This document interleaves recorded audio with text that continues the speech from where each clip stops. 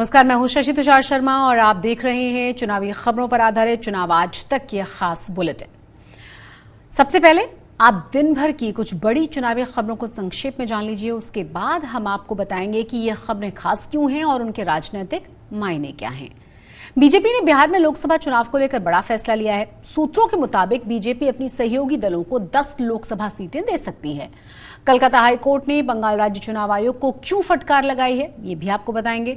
बिहार के मुख्यमंत्री नीतीश कुमार के कौन से बयान पर राजनीति तेज हुई है, इसके बारे में भी चर्चा करेंगे। डीपीएपी के प्रमुख गुलाम नबी आजाद ने विपक्षी एकता को लेकर एक बार फिर से सवाल खड़े कर दिए हैं, ये दिखाएंगे आपको। मध्य प्रदेश के पूर्व मुख्यमंत्री और प्रदेश कांग्रेस अध्यक्ष कमलनाथ ने सीएम शिवराज सिंह चौहान को फिर घोषणावीर क्यों कहा है। तो चलिए अब थोड़ा विस्तार से बड़ी खबरों को समझ लेते हैं। बीजेपी ने बिहार में लोकसभा चुनावों के मद्देनजर एक बड़ा फैसला ले लिया है। सूत्रों के मुताबिक बीजेपी अपने सहयोगी दलों को 10 लोकसभा सीटें दे सकती है। खबर अब यह है कि पार्टी की आंतरिक बैठक में यह तय कर लिया गया है कि एलजेपी को 6, आरएलजेडी को 3 और एचएएम को 1 लोकसभा की सीट दी जाएगी। इसके अलावा बीजेपी खुद 30 सीटों पर लड़ने की तैयारी में है। इसी आधार पर सहयोगी दलों के साथ बातचीत भी होगी। हालांकि इन दलों के साथ नेगोशिएशन की गुंजाइश बनी रहेगी। बात पश्चिम बंगाल की कर लेते हैं। कलकत्ता हाईकोर्ट ने संवेदनशील क्षेत्रों की पहचान नहीं करने पर बंगाल राज्य चुनाव आयोग को फटकार लगा दी है। हाईकोर्ट ने कहा है कि अगर ऐसा होगा तो हम मूक दर्शक नहीं बने रहेंगे। वहीं राज्य में नामांकन के आखिरी दिन भी खूब हिंसा भड़की है। राज्य के कई इलाकों में टीएमसी और बीजेपी के कार्यकर्ता आपस में भिड़ गए थे, जिसमें कई लोग घायल हुए हैं। नॉर्थ दिनाजपुर में नॉमिनेशन दाखिल करने पहुंचे लेफ्ट के 3 समर्थक गोलीबारी के दौरान घायल हो गए। केंद्रीय बलों की तैनाती के बावजूद जगह जगह पर पथराव हुआ है।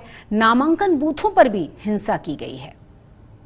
बिहार के मुख्यमंत्री नीतीश कुमार ने इशारों ही इशारों में लोकसभा चुनाव के समय से पहले होने वाली बात कहकर राजनीतिक गलियारों में सुगबुगाहट को बढ़ा दिया है।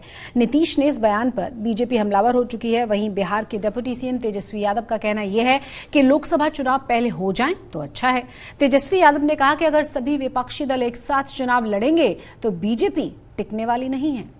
चलिए सुनाते हैं आपको कि गिरिराज सिंह ने क्या कहा है और उसके जवाब में तेजस्वी यादव ने क्या कहा है।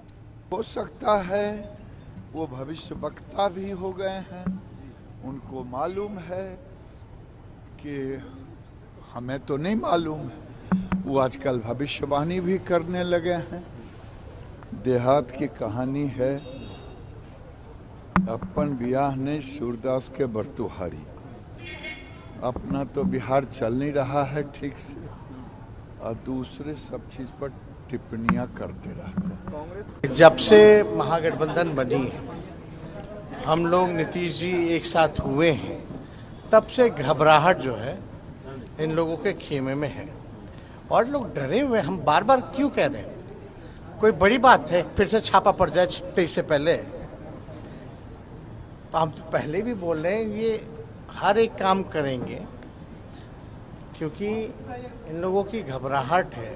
क्योंकि अगर पूरी विपक्ष सब लोग एक होकर के अगर हम लोग चुनाव लड़े तो कहीं टिकने वाले नहीं हैं।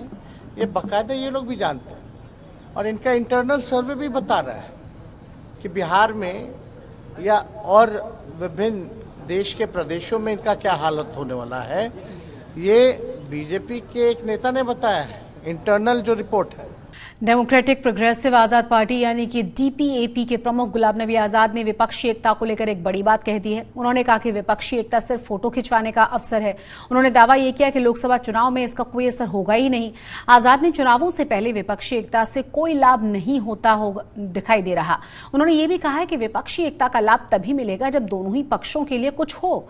हालांकि पूर्व केंद्रीय मंत्री आजाद ने साफ कर दिया है कि वे चाहते हैं कि बीजेपी को हराने के लिए विपक्ष एकजुट हो जाए, लेकिन प्रत्येक विपक्षी दल के पास अपने राज्य के अलावा कुछ अन्य राज्यों में भी कुछ नहीं है। चलिए गुलाम नबी आजाद ने और क्या कहा है इस दौरान सुन लीजिए। लेकिन अपोजिशन यूनिटी का तब फायदा होता है जब देने वाले के पास भी कुछ हो, लेने वाले के पास भी कुछ। देने और लेने वाले में फर्क हो सकता है। कहीं 50% मैं आपको दूंगा, आप मुझे 50 देंगे। कहीं मैं आपको 60 दूंगा, आप मुझे 30 देंगे। कहीं आप मुझे 80 देंगे, मैं 20 दूंगा। लेकिन यहां जितना है किसी के पास देने के लिए कुछ नहीं है, किसी के पास लेने के लिए। अल्लाह के फजल से मैं हिंदुस्तान का नक्शा अच्छी तरह से जानता हूं। अब बंगाल में अलायंस होगा, कांग्रेस के पास 0 MLA है, CPM के पास 0 MLA है, तो ममता को वो क्या देगी? तो ममता क्यों अलायंस करेगी? ममता को क्या फायदा है? उधर मध्य प्रदेश के पूर्व मुख्यमंत्री और प्रदेश कांग्रेस अध्यक्ष कमलनाथ ने सीएम शिवराज सिंह चौहान पर एक बार फिर से निशाना साधा है और कहा है कि शिवराज सिंह घोषणा करते हैं, सिर्फ हर साल 1 लाख नौकरियों की घोषणा कर देते हैं, लेकिन पहले खाली पद तो भर लिए जाएं। कमलनाथ ने कहा है कि शिवराज को 18 साल के बाद किसानों आंगनवाड़ी की याद क्यों आई है। इस दौरान कमलनाथ ने और क्या क्या कहा है शिवराज सिंह चौहान के बारे में, सुनिए। ये सब बातें जो आप कलाकारी से जनता का ध्यान मोड़ना, मूर्ख बनाने का प्रयास कर रहे हैं, मुझे पूरा विश्वास है मध्य प्रदेश के मतदाताओं पर कि आज उनमें बहुत समझ है, आज उनमें बहुत समझ है। जैसे ही मैंने घोषणा करी 500 रुपये गैस सिलेंडर की और 1000 रुपये 100 रुपये यूनिट माफ और 200 हाफ, शिवराज जी अब लग गए और मैंने कहा था कि हम 1500 देंगे, वो कहते मैं 3000 दूंगा। शुक्र है मेरे कहने पर उन्होंने 3000 तो कह दिया, वो तो मेरे कहने पर कहा। अगर मैं नहीं कहता तो ये 3000 भी नहीं कहते। जो मैं कहता हूं उसको वो मुकाबला डबल करने की बात करते हैं। ये कलाकारी से क्या ये प्रदेश चल सकता है? चुनाव 4 महीने में है। ये चुनाव किसी उम्मीदवार या पार्टी का मैं कहता हूं नहीं है, ये चुनाव हमारे मध्य प्रदेश का भविष्य तय करेगा।